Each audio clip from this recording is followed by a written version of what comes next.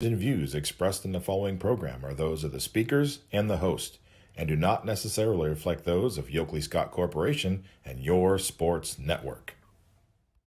Yeah, I've been closer to Jesus before, so can you help me out? Oh, can you help me out? Am I on my own? Am I on my own? Or can you help me out? Am I on my own? Am I on my own? Or can you help me out? Can you help me out?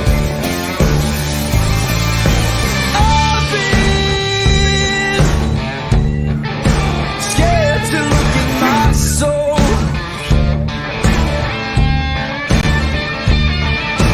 I've been afraid I would follow the road. Yeah, afraid of the things I've been told. Hello, everybody. Welcome inside a Wednesday episode of Running Point on ysnlive.com, brought to you as always by that Greenwood Chevrolet in Austintown that you see above our heads. It's Wednesday, which means it's Wrestling Wednesdays with Gary Altizer, and we welcome Gary as we do every week. And our special guest this week is a freshman that is having one heck of a season so far from Beaver Local. It's Bobby Buhite. Bobby, thank you so much for taking the time to join us today. Thanks for having me on. So the first question, of course, you're the newest Baird Brothers Big Dog of the Valley winner in the wrestling category. What's it mean to you to see your community come out and back you up and get you the votes that give you big dogs?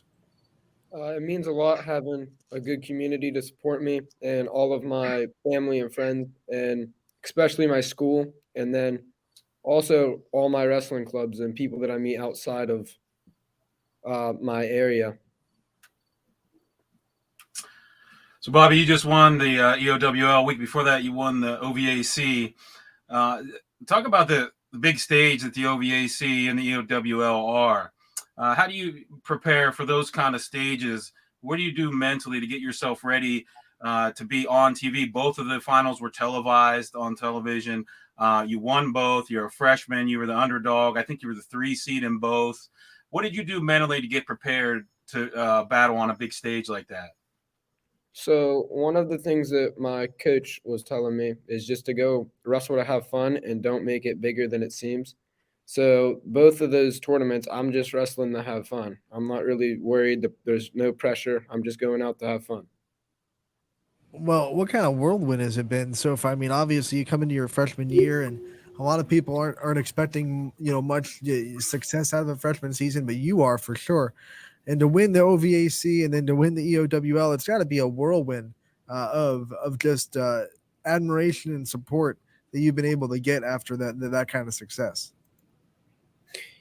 Yeah, I get a lot of support from my friends and family, and everybody's proud of me for going out and just doing my job, just staying consistent and working hard and achieving my goals. In the preseason, I said that I wanted to podium at OVAX, and then I go and I excel and end up winning it. And that just means a lot, having the support and achieving that goal that I'm working at. Bobby, every week when we have a guest on, I always ask this question, but every good wrestler has a good drilling partner. Who's your drilling partner in practice most of the time, and what do you like best about them as a wrestler? So I practice and drill with another freshman, Aiden Price. He's our 132-pounder. And me and him go at it pretty hard, and he's a really good drill partner. And he's also learned a lot from wrestling me, he says, and he's grown as a wrestler a lot, and he learns fast. And we benefit each other because we both like to go there and just work hard. You talked about one of the goals you set preseason was to be on the podium at OVAC. So what were some other goals you set for yourself preseason that you wanted to accomplish this year as a wrestler at Beaver Local? Obviously, a main goal is states. Everything up to this point has just been a stepping stone to states. The end goal is always in March. But I set a few realistic goals, like Podium at OVACs and podium at EOWL were one of my goals. And just to go out every match and wrestle 100%, not have sloppy matches. So, being that you wrestled in these two big tournaments, what do you see the difference in each one? OVAC is a bigger tournament, obviously, but the EOWL, some consider it the toughest league wrestling tournament in the state. What do you think the differences are in the two? Did you have to prepare any different with the OVAC? You're wrestling kids from out of state. With the EOWL, you're wrestling all Ohio guys, but there are less schools, but there are a lot of bigger schools there. Did you have any kind of different preparation? All of my preparation was just focused on sticking to the plan and just going out and wrestle. Every match I wrestled those past 2 weekends was just like any other match, just going out and just doing what I know how to do and wrestling to my abilities. So I don't want to say I didn't prepare differently, but I just went in and performed to the best that I knew how to perform, and the rest took care of itself. You know, we know that coming into any sport as a freshman can be hard and can be hard to find your spot. How much did your coaching staff at Beaver Local really prepare you for the success that you've already had this year? The coaching staff is pretty good here at Beaver Local for preparing me, just by working hard in the wrestling room and drilling and wrestling live to prepare you for live scenarios.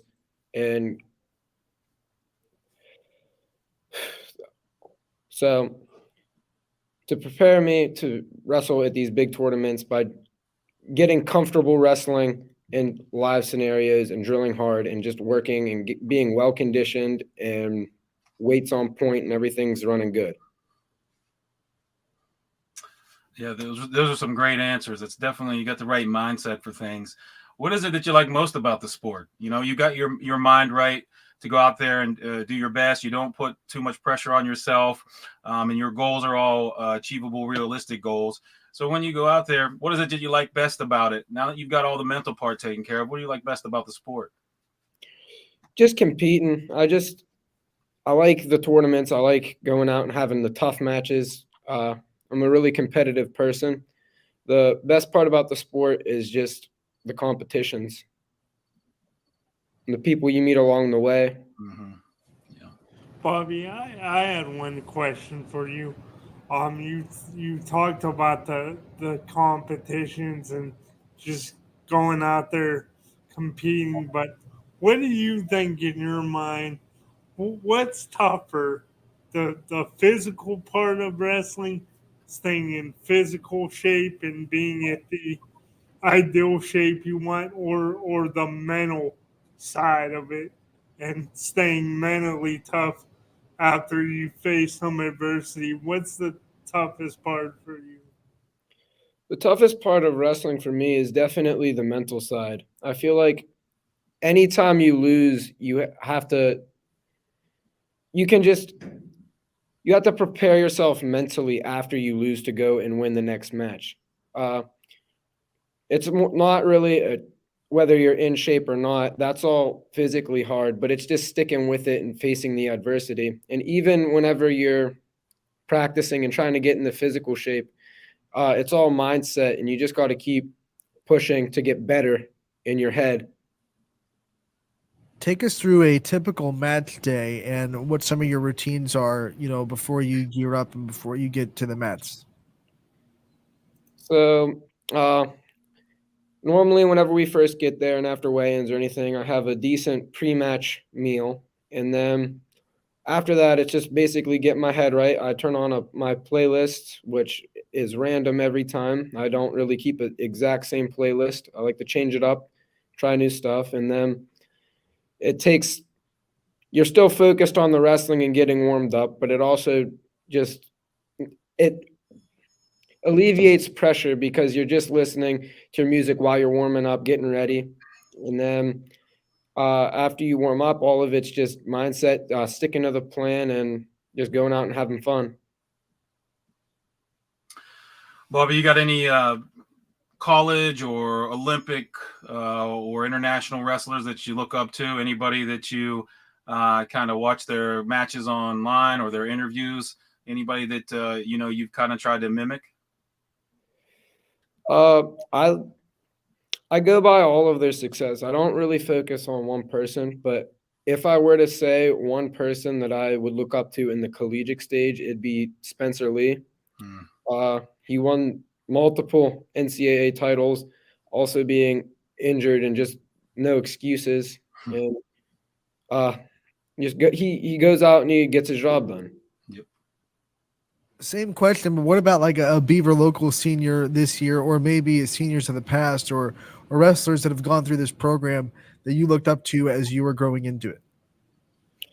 I think a good role model from Beaver local would be Logan Hours, who is currently wrestling up in Wyoming on the next level. And that's a very awesome achievement to be wrestling at that big of a stage, especially coming from somewhere local like my school. Those are your wrestling role models. What about your in-life role models and the people that kind of inspire you on the daily, whether it be on the mat or in life? Definitely my parents and my coaches. They're amazing role models and they have amazing support and make sure everything's going good and set up success for me also. So I'm sure your goal, you said you had goal at the beginning of the season was to get on the podium, EOWL at OVAC. You've overachieved there. What are your goals for the rest of the season? Are you just wanting to qualify for state place? You want to get atop the podium? What are you shooting for? Well, I like to keep my goals one match at a time. So I like to keep a list of short-term goals. Like we have state goals this weekend, and my goal is to go and win those matches. But my main goal is definitely podium at state. All right, so this big question, because you've already had a lot of tough matches against a lot of big wrestlers. So the big question is, which one has been your toughest match so far this year? Well, I went up to Brecksville for the Brecksville Holiday Invitational, and I had to wrestle Marcus Blaze, the number 3 kid in the country. And that was definitely a learning experience for me. He's just on a whole other level that I need to work up to. Nothing better to get you prepared for tough matches than seeing a nationally ranked kid. If there is anybody, is there someone you would consider your rival locally or maybe, statewide, somebody that you battle with, somebody that maybe you've went back and forth in your career, you've won one, he's won one, or they've always been close? I wouldn't really say that I have like a rival, but I have wrestled multiple people more than once. And like the kid who I wrestled at the EOWL finals, Bo Nesbitt, I wrestled previously at a dual meet and won. But this year, the only person I had split matches with is Tyler. I can't say his last name. He's from Canfield. I beat him at the double tournament, and then he beat me in overtime at Canfield Duel. Yeah, I think you're talking about Tyler Sherrar. I think that's how you pronounce it. He's a 126-pounder. He's really tough wrestler. All right, Bobby, before we let you go, I do want to give you the chance to shout out your support system, all the people that have been there for you throughout your career, and the ones that will continue to be there for you as you continue at Beaver Local. Definitely a big shout out to my parents and the coaching staff at Beaver Local. My dad pushes me at home, and then my coaches push me in the wrestling room. Definitely a big shout out to Coach McComas and Coach Miller. All right, Bobby, thank you so much for joining us today. Congratulations on a great start to your career, man. Back-to-back wins in the OVAC and the EOWL. What a fantastic 2 weeks it's been for you. We wish you the best of luck going forward this year and the rest of the way at Beaver Local, and we can't wait to talk to you again real soon. Thank you for having me on. You got it, bud. Bobby Buhite from Beaver Local, an amazing freshman that not only is he coming off the EOWL championship and the OVAC championship, but he's also your newest Baird Brothers Big Dog of the Valley winner from this week as well. I'll tell you what, Anthony, that's probably the most impressive interview we've had with a kid. I mean, anybody wants to take notes on what a wrestling mindset should be, watch this interview. I can't think of any better answers he could have had for anything that we asked him. He said he doesn't make his goals too big. He makes them achievable. He takes it one match at a time. He doesn't try to get too far ahead of himself. Going out there and not putting pressure on himself, just having fun. He basically said the physical part was, he didn't say this, but it was in so many words. That's the easy. Anybody can get in shape. But being, getting your mind right out there is such a big hurdle. And I'll tell you that his mindset is impressive for only being a freshman. Right. And the way that he thinks about the sport and the way he approaches it, I mean, it's no wonder he's done so well. That was a really, really impressive interview. I mean, as a freshman, it's also probably the first time he's had a long form interview, and he nailed it. I mean, I can't imagine interviewing that kid as a senior. Oh man, he's going places. That's something to be. His parents and his coaches and community should really be proud of him. That kind of took me by surprise how well he did. And are we shocked at all that he's coming out of Beaver Local either? I mean, that program seems to roll out wrestlers like it's a machine. Yeah, and his class and then the two classes below him are filled with good wrestlers. So here in the next 3 years, you're really going to see a really, really good Beaver Local team, and they've really got a chance to do some special things there with this junior high program that they got coming up and these freshmen now. I think that 7 of their weight classes are filled with underclassmen. So in 2 years from now, when these sophomores or seniors in the 7th grade are freshmen, I think that team is probably going to be a real team to reckon with. And I'm sure he's going to be leading the charge. So if you thought you were done, handling Beaver Local after Logan Howers graduated, not so fast, my friend. No. They got more in the can ready to go for you. Gary, we talked about Bobby winning at EOWL, but he wasn't the only one that had a successful weekend. We had a lot of YSN teams there at the EOWL. And I know you're itching to recap it. So take us through the weekend and who shined the brightest at the EOWL as part of the YSN family. Well, I'll tell you what, I'm going to pull up, I got the brackets up here. I'm going to pull up the team scores. Austintown Fitch won the tournament, 183.5 points.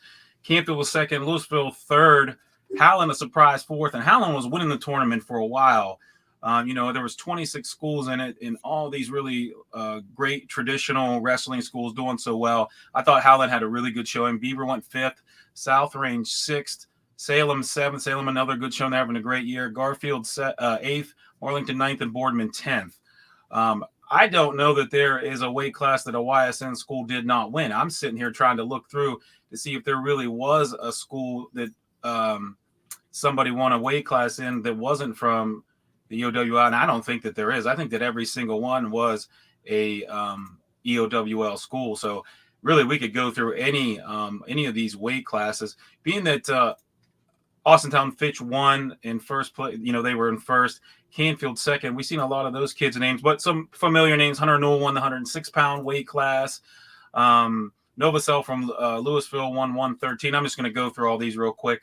Bobby won 120. He won the 9-1 decision on the Nesmith kid, like he said, from Louisville. Barker from Louisville. Colton Barker won 126. 132 was Fielding. Brogan Fielding from Jefferson. Jefferson's having a nice year too. That's one team we haven't talked about much. I've seen them have some really nice finishes at these team tournaments. They seem to be doing pretty well. At 138, a kid named Ty Stricko. This is a kid who, let's see, what seed? He was the 3rd seed. So he's been a great wrestler his whole life, and he's been a lightweight. He wrestled Mason Sims, one of my wrestlers, several times. He was always a lightweight. I think he was 106 his freshman year. I think he's a junior this year. He might be a senior, but he didn't wrestle last year. I talked to a coach from Campbell. I think they said he got a job or something last year. He decided to come back out this year, and looks like he put on about 30 pounds, and he's really starting to hit his stride. It looks like he's about 27-3 right now. He won a 7-3 decision over Amari Bowers from Conneaut. Bowers kid is tough. He's been tough his whole career. That had to have been a hard-fought match. He won 7-3 there. Eric Smith from Austintown Fitch won 144 weight class, and I just saw on Ohio Wrestling News and Events that he reached his 100th win. At 150, remember when Jake Starkey come on a couple weeks ago, he talked about Tyson Seaschultz, his drilling partner, a freshman, an awesome freshman. He won the 150-pound weight class over the number 1 seed, Carter Mock, a senior from Howland. He won a close 5-4 decision. 154, AJ Coppersmith from Crestview. He won a 6-5 decision over Justin Fox from Waterloo. Those are two really tough wrestlers. To get a win over Fox there, that's a big win for him and that Crestview program. 165, familiar name, Hunter Andel from Garrettsville Garfield. He has a teammate here that won at 190 pounds. A 175, Caden Kohut from Canfield. He's a senior. He won by disqualification over Gabe Morgan from Beaver. I don't know what happened in that match there. And then 190 is Hunter Andel's teammate, Keegan Sell from Garrettsville Garfield. Those two are ranked in the top 5, and they have been for most of their career in the state. At 215 is Aiden Mausden from Alliance. And then at heavyweight at 285, it was Christine from Conneaut that come in. He was a 4 seed. He beat Dallas McCracken from United, the 1 seed in the semis, and then beat Camperman from Salem in the finals. Both of those guys ranked in the top 5 in Division 2 and 3. So, man, you want to talk about some great wrestling and a lot of state-ranked guys battling things out. Looked like a great tournament. And last year we talked about how hard it was to upset people in wrestling because, but we're seeing a little bit more this year. Obviously Bobby was the 3 seed and he upset a couple of people, especially in the OVACs. And now you're talking about the EOWLs. A lot of those people that you just said weren't necessarily the top seed in the bracket, and they still got all the way through. Yeah, seeing all these upsets, this is kind of a surprise seeing this. I didn't get to go this year because we had our home tournament the same day, but it looked like really a battle. And you've seen guys really, the cream rising to the top, and some guys winning just, the 5-4s, the 6-5s. I mean, that's literally a referee's call, a foot out of bounds, something like that, an accidental locked hands or technical violation, something like that decides a match. So it looked like a really a lot of barn burners, and looked like something the fans probably really enjoyed. We talk about Austintown Fitch winning it. I mean, we talked with Bobby just how hard it is to win as an individual there. How hard is it to go down there as a team and pull off a win at the EOWL? Well, I mean, you're talking about, Division 1, Division 2, and Division 3 schools. You're talking about regional champion teams that have been regional champions for several years in a row. To be a regional champion means you're a top 8 team in the state. There's probably 4 or 5 right here that I can think off the top of my head that have done that. You've got a returning state champion team in South Range from last year that's in this. Canfield, in the last 5-6 years, I think they finished as Division 2 runners up like 3 times. So you're talking about team after team after team. Beaver Local been regional champs several times. To win it as a team, you've got to have a full team, and you've got to have contributions all the way through. I remember something that a coach from Oak Glen said a long time ago when I was a kid. He had won, I don't even know, like 10 or 12 state titles, something like that. And he said something to the effect of, it's not your best wrestlers that win you tournaments, it's everyone else. And what he meant was, you're always going to get points scored from your best wrestlers. They're always going to do well for you, but it's the rest of the guys. It's the guys that come in at 500, maybe pull a couple of upsets, win all the matches they're supposed to, maybe 1 or 2 that they don't. And maybe the younger guys or the guys that are inexperienced that come in and upset somebody, and they're scoring a team point and getting you bonus points with a pin that wasn't expected. So those are the kind of things that have to happen to come in and win any team tournament, especially one as difficult as this. And when you think about it, it's got to be a really good accomplishment, and congratulations to Fitch again. For South Range fans, you might see 6 and think, oh man, but remember in the division they finished first among Division 3 teams, which is where they're looking at when you think about state, they're only going to have to worry about the Division 3 teams. So finishing first in Division 3 in the EOWL, good sign for the South Range faithful that want to see that team. Yeah, and I don't think they were at full strength either. I know they had at least 1 or 2 starters out. So, this to finish the top 6 and not even be at full strength, you're still doing pretty good. That team, I don't think that team shed a tear about finishing 6th place in the EOWL. You were in Newell finished first, Seaholtz finished first. Jake Richardson, who's one of the other new names on that team, he finished 2nd, Starkey 3rd, and then Tyler Wardle got the 4th place finish for the Raiders. We once again thank them and their social media team for always giving us a bunch of info on how that team is doing. Gary, you brought up that you had your home meet as well. And I think Southern, if I'm not mistaken, Southern had a pretty good day at your home meet, and a lot of good wrestlers out of Southern that we're familiar with from the football season as well. Can you talk a little bit about Southern and what they're putting together this year?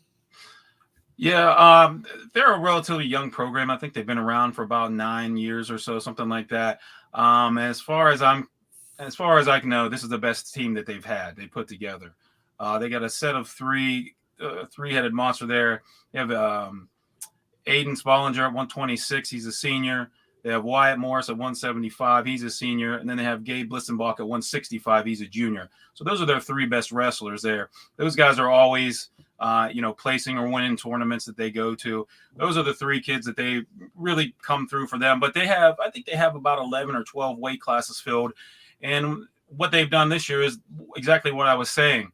Their three best guys are out there winning the tournaments or placing high, but then the rest of their kids are winning matches. And that's really what you got to do to have a good, a team finish. They had a couple champs at the Buck Bailey tournament. They finished as runners-up. They finished as runners-up at the Shadyside tournament as well this year. So they got a couple team trophies this year. And I know they've got those three guys especially are looking to try to punch their ticket to Columbus. They got some really good guys there in their wrestling room. They've done a really good job of building the program from the foundation up, and they're really seeing the fruits of their labor this year. And like I said, I don't think that they've had any team that's done as well as this team has done. In fact, Gabe Blissenbach, he was in the semifinals at the OVACs, and he was one move away from being the finals. He gave the champion, the kid ended up winning it, the best match that he had at the tournament. And I'll tell you, if he had hit one more takedown, he wins that match.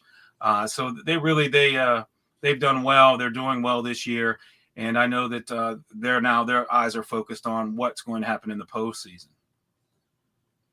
Kerry, we talked about and we had Bobby on earlier, and he's just not only did he give a great interview, but just super talented for a freshman.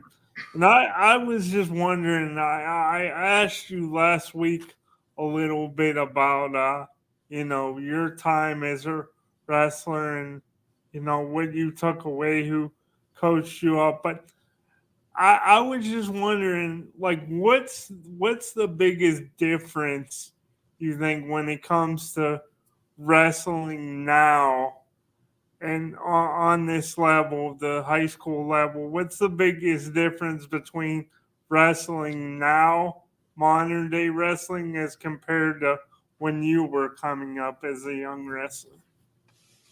So there's a lot of things that are different about it now because of the internet, social media, the way it is. It's a lot more mainstream than it used to be.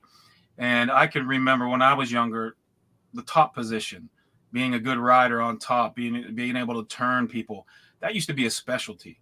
And it wasn't something that everybody could do. And if you knew that a kid was good on the top position, that you were in for a tough match. Now everybody's got moves on the top position because the information is easier to access. The moves are out there. The matches are recorded. They're televised. They're streamed. There are YouTube channels dedicated to wrestling moves. There is a company called Wrestling Mindset out there that teaches you how to get your mind right. There are coaches giving clinics all over the country. There's a whole network dedicated to wrestling, Flow Wrestling. I mean, it's basically a streaming network, a media outlet that is just dedicated to wrestling. It's the biggest wrestling outlet that there is. There's so much different about the sport because of the access to information and the access to the training, the networking that you can do now to communicate with coaches and other parents. These parents get together, they go to places together, they travel around the country together.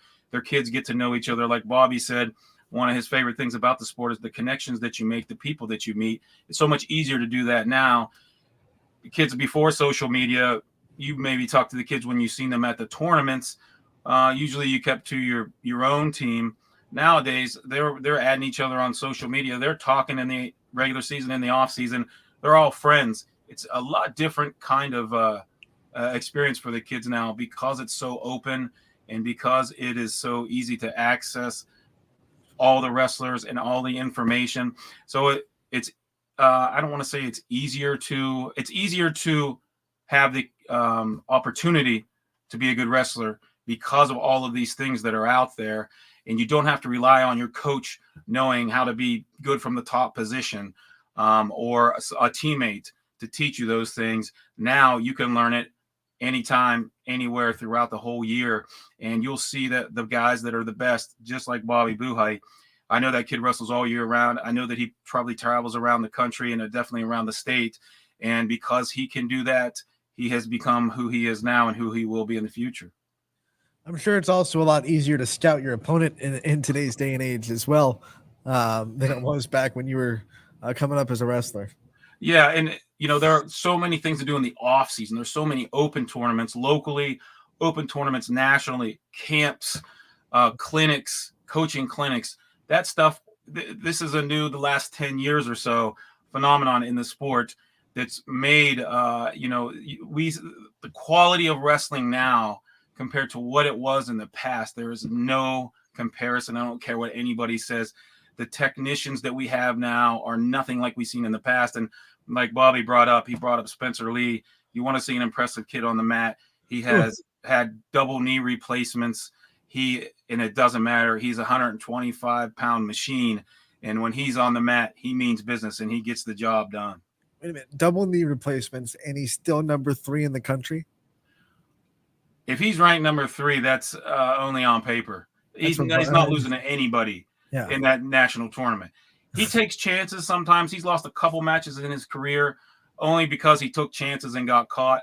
But as far as the ability, he's not losing. He's going to be a 4-time national champ come this year.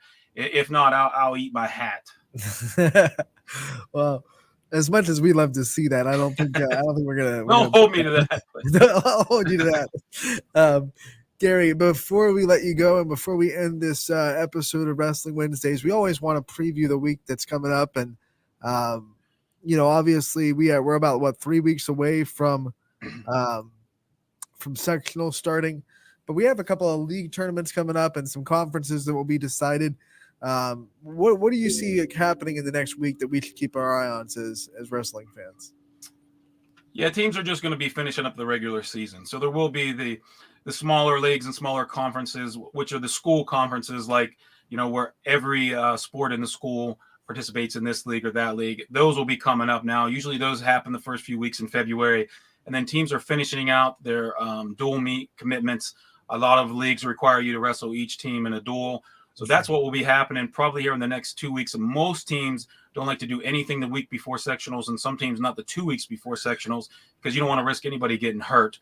So between now and the next 10 days, I'd say most teams are going to be done with their regular season schedule, going to try to get guys healthy, try to focus on getting better at certain things that they need to get better at for their team to get ready for sectionals. And then sectionals will be here, like you said, 3 weeks from Saturday. And from there, it's now or never time. And we're talking here about how close these basketball standings are here at the close of the season. And basketball teams are fighting for a conference championship. What are some really closely contended conferences that you see right now in wrestling that you think a couple of teams could fight for in the conference tournament? Off the top of my head, so some of them have been done already. There's the IBC tournament coming up, and I'm not sure exactly. I know Rootstown's in that tournament. The NE8, I don't know if they have a tournament, a team tournament or not. I'd have to really go back and look at it, but the ones that are going to be the best are the same teams that we talked about. But we can't forget one thing, and I can't believe we didn't talk about this today. The state duels are this weekend. This Saturday coming up. You can't miss that. Okay, so yeah, I totally missed that one. That's my fault. So there's the postseason individual tournament where each individual wrestles in their weight class, and then they take the top. I think it's the top 5 or 8 teams from each district qualifies for the state duels, and they wrestle as a team.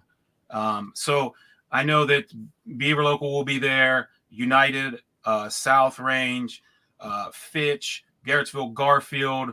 All those teams are going to be battling. So really, I can't believe I forgot about this, but that's what will be happening this weekend now.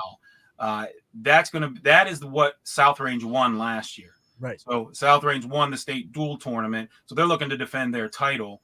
I think Beaver Local finished in 3rd place. And Louisville, that's what they won 2 years ago.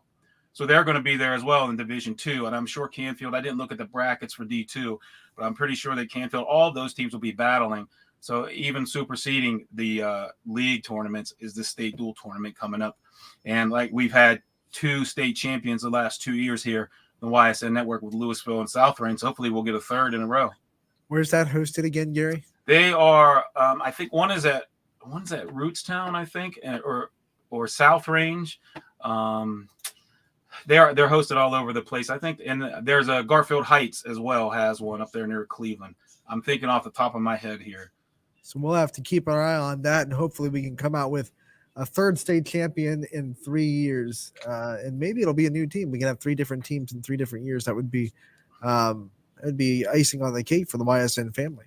Yeah, and now that I think about it, maybe that's why South Range wasn't at full strength for that EOWL. Right. Maybe they had some guys that were getting healthy for this, because ultimately that's a lot more important than Exactly. a league tournament. That is a lot more important. They're going to lean on those guys that we said had a important EOWL, but they'll also lean on the guys that they were probably trying to get healthy for the state duels. So we'll keep our eye on that. Don't forget that Baird Brothers Big Dog of the Valley nominees will be coming out soon on the wrestling side. So when they come out, hit up there. The wrestling has been voting so well this year. Wrestling fans have come out like out of the woodshed to vote for these wrestling Baird Brothers Big Dog of the Valley nominees. So when that pops out, calling all wrestling fans that are listening right now, get out there and vote for the players that end up on that nominee list. Just one thing about the wrestling community, it's a dedicated bunch. And, we all support each other because we know the work that goes into it, and we know that we're not basketball, we're not football. So we need each other. So it's good to hear. And I don't think that's ever going to change. If anything, it's only going to get bigger. All right, Gary, thanks for coming on this week. This is episode 7. Ooh, we'll have episode 8 next week, and we'll talk about the state duels. It'll be a fun recap next week, and we'll also have another special guest like we do every week for you as well. Gary, it's been real, and we'll see you next week. Thanks, guys. Thank you, Gary. Gary Altizer, our wrestling guru here at YSN. We thank him always for his ability to come on every day and to give us a lot of wrestling knowledge that we don't have ourselves. We're going to take a quick break. When we come back, Scotty and me will break down some local sports. We had a lot of big basketball games and scores come out last night, and some big boys teams, and a lot of big conference shakeups. We talked about it off the air. There's a log jam in one of our conferences at the top. We'll talk about all that and more when we come back on Running Point, brought to you by Greenwood Chevrolet in Austintown. At Greenwood Chevrolet, we offer a worry-free experience for all our customers. From sales to financing and even service, we'll help build your perfect vehicle and lock in your trade value while your vehicle is being built. No worries. We guarantee financing, regardless of your situation or credit history. No worries. And when your vehicle needs service, our award-winning team will get you back on the road. No worries. That's what going the extra mile means. Only at Greenwood Chevrolet. Change. This one word can make you break out in a cold sweat. But with change comes wisdom, experience, and understanding. At Myers Family Insurance, we can help make changes in Medicare, insurance, and retirement a positive experience for you and your family. We've gone through changes, like our new office and new faces to help our family of clients too. For all your Medicare needs, call Myers Family Insurance. Check us out online at MyersFamilyINS.com or find us on Facebook. You're not waiting to see what the world has in store for you. It's more about what you have in store for the world.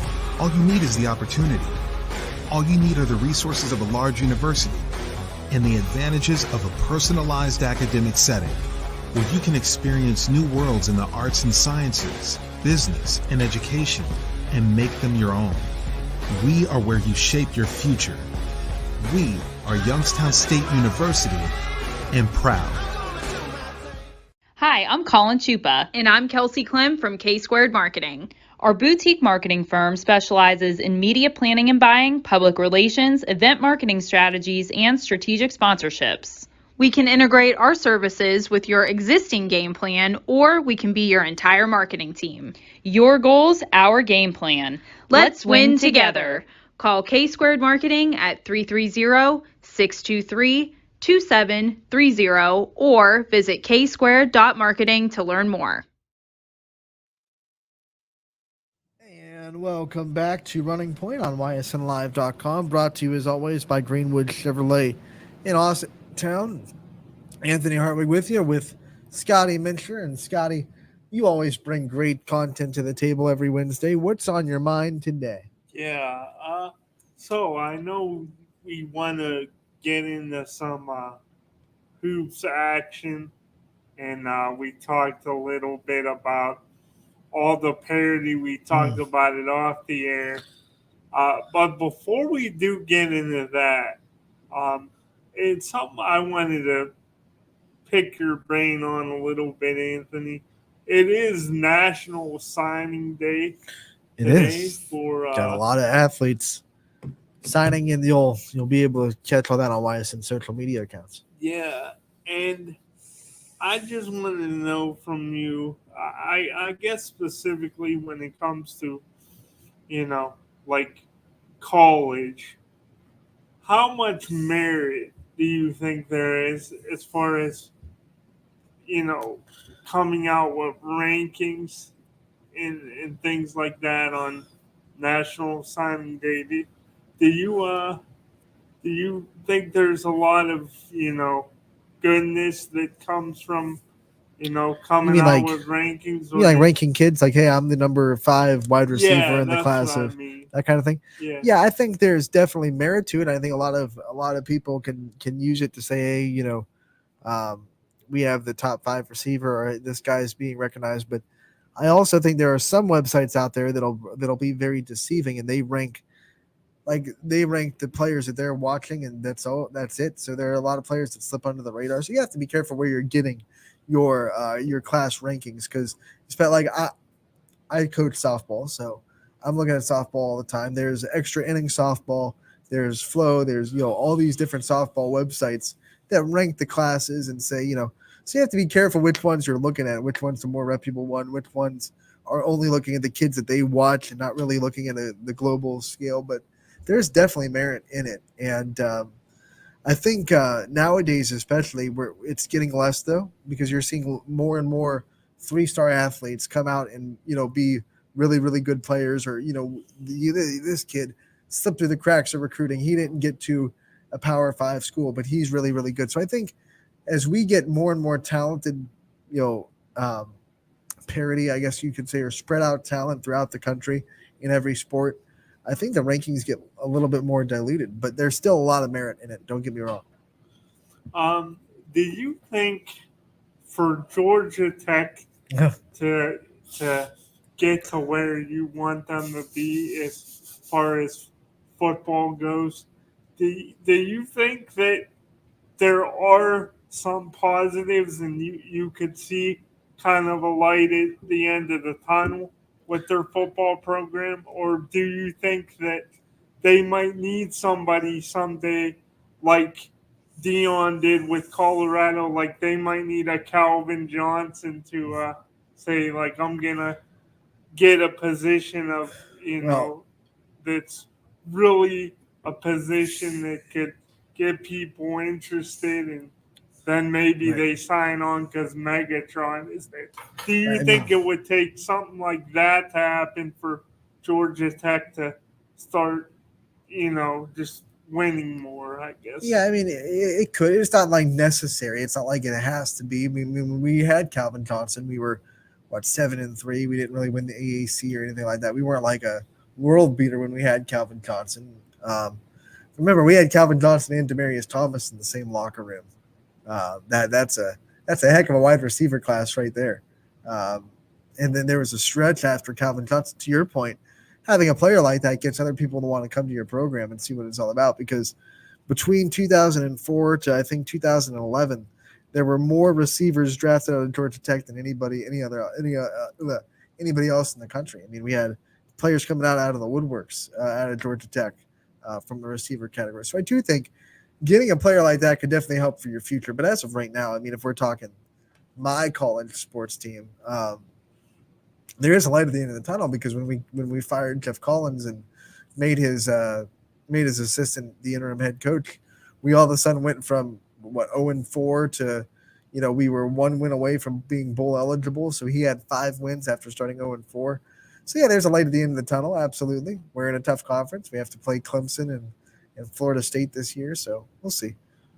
We'll see. We're never going to get the top recruits because it's hard to recruit at Georgia Tech. You have to be an engineer. You have to pass calculus by sophomore year just to keep going at Tech. So we're always going to be hindered by the fact that we have to recruit athletes that are also going to be really serious in the classroom. But that's just the nature of being a engineering school.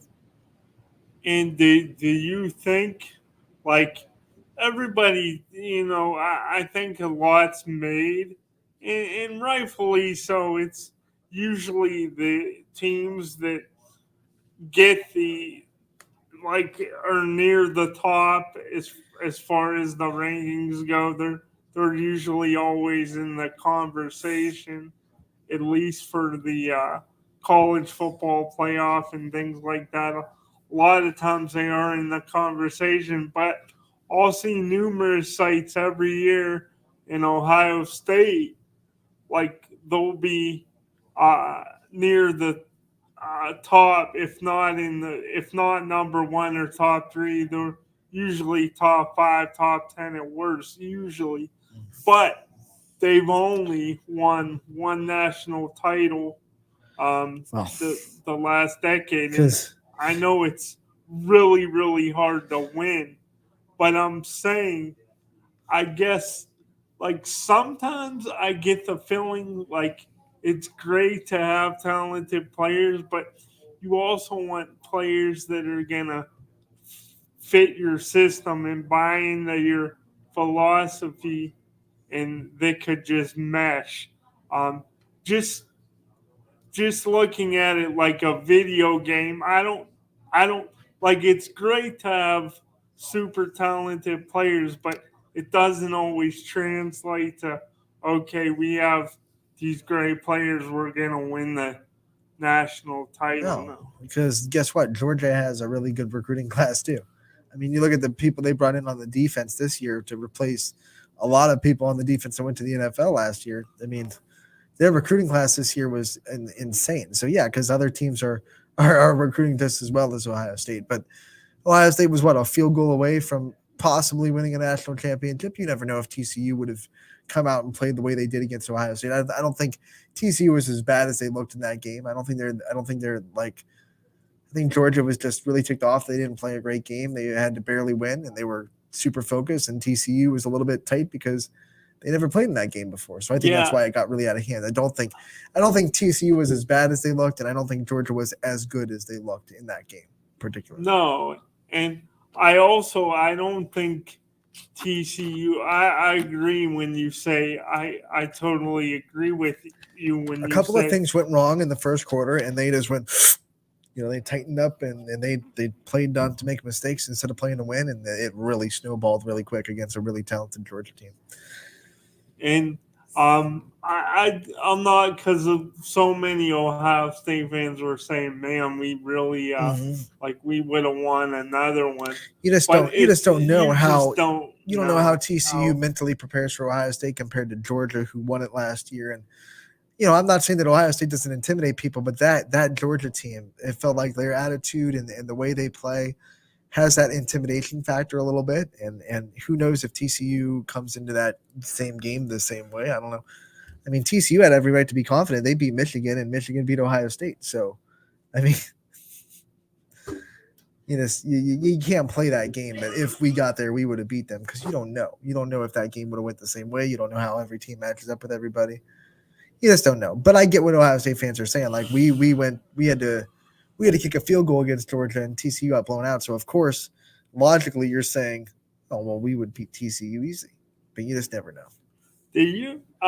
I'm just curious, since we're on topic and we don't, like, me and you haven't talked about college as much. I love when I'm on here covering all the high school action, but since we got on this topic and talking about signing college football, do you think Nick Saban is without question the best coach in college football right now, Or do you think somebody like a Kirby Smart, who was with Nick Saban and is 1-2 in a row now? You said it. Who do you learn from?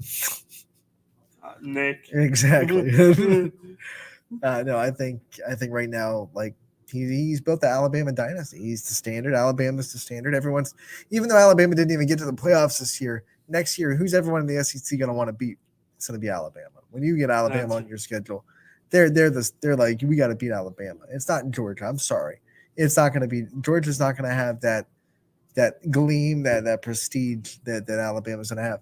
It happened with the Patriots. Even after Tom Brady left that first couple of years, it was like, we just don't want to beat the crap out of the Patriots because of what we've had to deal with for the last 10 years. It's going to be the same way for Alabama, and he built that. So, yeah, I think right now Nick Saban is the best coach in college football, but it doesn't translate to the NFL, does it? It does not. Man. But with that being said, Scotty, we do have some local basketball to get to in the last several minutes of this show. And I do want to talk about the NE8 on boys basketball because Jefferson, what they did to Girard last night, I mean, they were an angry basketball team. They were out of first place for about 3 days because they lost to South Range on Friday night, and that knocked them out of first place. And then Jefferson just went to Girard and won 69-50 and causes a 3-way tie in the NE8. Wow. 3-way tie, man. Now, you could say technically Girard is ahead because they have one more game so far than Jefferson and South Range because the both schedules were set back a little bit by South Range having to postpone that Jefferson game early. So right now, Girard's 9-3 and South Range and Jefferson are both 8-3. So technically, if the season ended today, Girard would be the NE8 champions, but by the end of the season, that's gonna even itself out. But yeah, they're all three of them have 3 losses in the conference, and the only one that Girard's done playing both of them. So Girard doesn't have to play South Range or Jefferson again, but Jefferson does have to play South Range again. So that'll be very interesting how the NE8 kind of shakes up. But 3-way tie right now.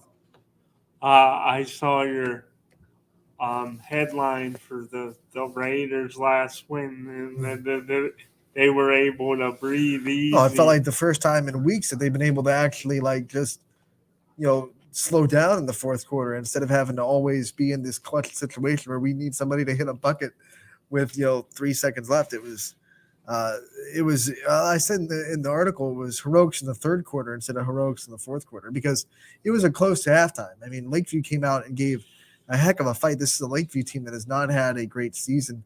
Definitely not the one that they wanted to have. So they came out against South Range, who probably the hottest team in the conference right now, and they put up a heck of a fight. And South Range had to have some third quarter heroics to go up by 12 after 3, and from that point they were able to breathe easy. But yeah, it was nice to see the Raiders not have to rely on a layup to win the game at the buzzer for once. I do think though it's always nice, especially as a fan or coach, when you don't have to have that heart attack. And Coach Iron showed me his Fitbit for the game against Girard, and there was this big spike, and I said, I bet that was the fourth quarter, wasn't it? Man, it's at least they'll stressful. Be battle tested. They will. They will. They're going to try to win their first district championship in program history, and they have a chance to do it in Division III. Scotty, we also have to talk about Ursuline. They got the win over Cheney last night, and because they got the win over Cheney, Coach Keith Gunther is now the winningest head coach in Ursuline basketball history. 278 wins in Keith Gunther's historic career at Ursuline. Yeah, I was reading about it this morning, and you got to give Ursuline credit because they started the game hot, then Cheney goes on the big run, but Ursuline didn't lose their poise. Nope, not at all. Final score there was 66-54. Ursuline got the win, and when you watch Ursuline basketball, their speed, just especially off the first dribble, that first step off the dribble with their drive is just so hard to defend, and Cheney struggled with it all night. And man, they you talked about their speed, and they just have. You talked about the milestone at head coach, but they have so many players that they could just hurt you, beat you. I mean, when your top performers are all not just in double digits, but well in the double digits, and you got 3 or 4 guys that are pouring in 16, 15, 14, 19. That Right. goes a long way. Yeah, well, every coach on the planet would tell you that a balanced offense wins games in the tournament, not one kid that can score 35 or 40. Eventually, you're going to run into a team that can slow that down. So you have to have balance, and Ursuline has that out the wazoo. And Whatever a wazoo is, Ursuline has it out of it. Yeah, and I gotta say, I love the name Terrence Pankey, and he had Love the name, love the athlete, points. love the basketball player. I mean, that kid's been fun to watch throughout his career, and he's having a swan song. I'll tell you that much. Yeah, what a performance last night, Scotty. And then something else happened pretty incredible last night. Sebring beats Middle Ridge on a last second half court shot, 44-41. And wasn't it? Correct me if I'm wrong, Anthony. I think Ty was on the call a few years back. Didn't they have a crazy buzzer beater? Matt Bird against Springfield. Springfield came in with needing a win to win the league. I mean, that was a huge win for Sebring. I mean, it was one of the top teams in the area coming into the Trojan Dome, and Sebring was able to beat them on a last second buzzer beater. Good memory, Scotty. Yeah, I thought, remembering that Ty was on the call too. Game. I mean, that's impressive. Yeah. That was a fantastic game. Scotty's got a mind like a steel trap, man. But last night it was Sebring that gets the win, 44-41 on a buzzer beater after Middle Ridge tied the game, which 9 times out of 10 you tie the game with about 2 seconds left, you're going to go into overtime. Yeah. Not this time for the Rams. Brookfield, this was a big win in the MVAC. I want to hit up real quick. Too 81-61, they beat LeBray. And when you look at the standings now in that MVAC, let me bring them up real quick. You look at the standings on the boys' side. Before last night, Newton Falls and LeBray were tied at the top, and now Brookfield bumps LeBray. They now have the second place spot, and Newton Falls is once again alone at the top of the MVAC standings with a 13-3 record, 8-2 overall. That's impressive for sure. And my buddy, who went to Newton Falls, I don't see him as much anymore, but these were like pre-YSN days, and he would rave about the Newton Falls basketball program. Brookfield 13-5, 8-3 in the conference. LeBray is 11-6, and they are 8-3 in the conference as well.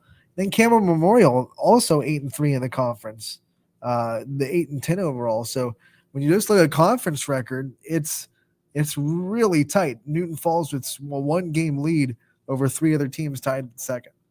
And I'll tell you what, I know their overall record, you look at it and you think, not the greatest, but Camel, given all they lost, to have that record. A lot of people had them dead in the water for this season. They've had a nice year. Sitting in second in the MVAC right now. Because at the end of the day, for conference-wise, your conference record's all that matters when you're looking at winning a conference. So they're sitting in second place with an 8-3 record in the conference. They play a really tough non-conference schedule. They bring in, the Cheneys and the Ursulines and the Moonies. So Campbell 8-10 overall, but 8-3 in the conference. So look at that. They have 8 wins. All 8 of their wins are in the conference. And they're 0-7 out of the conference. That tells you how tough their non-conference schedule is. Yeah. The other side of the MVAC pretty much controlled by Lowville while we're here. 11-0 record in the conference. The next team up is Springfield with a 10-6 record and 8-3 in the league. And then you have Waterloo with 7-4. So Lowville has a 3-game lead in the conference for the boys' side. But go Rockets. I knew you'd get that in there, Scotty. All right, we have to sign out today. That was it for Running Point in today's episode. Tomorrow, you're going to have some more interviews hit you up. We're going to have Thomas Cardero from Girard. We have an interview that we're going to be able to play with him, and then we'll also be able to play an interview with Brooke Rowe from Poland. So we're going to have some Indy 8, one on the boys' side, one on the girls' side, tomorrow on Running Point from 1 to 2. Head up to ysnlive.com/live to check out all the games on the network tonight. Power Hour has you hooked up from 3 to 4. Scotty, you'll be back with DJ for that, as well as your buddies, Radar and Kristen as well. Yeah, yes, very much. About the whole gang. To it. Happy Wednesday, everybody. All right, we'll see you. This was Running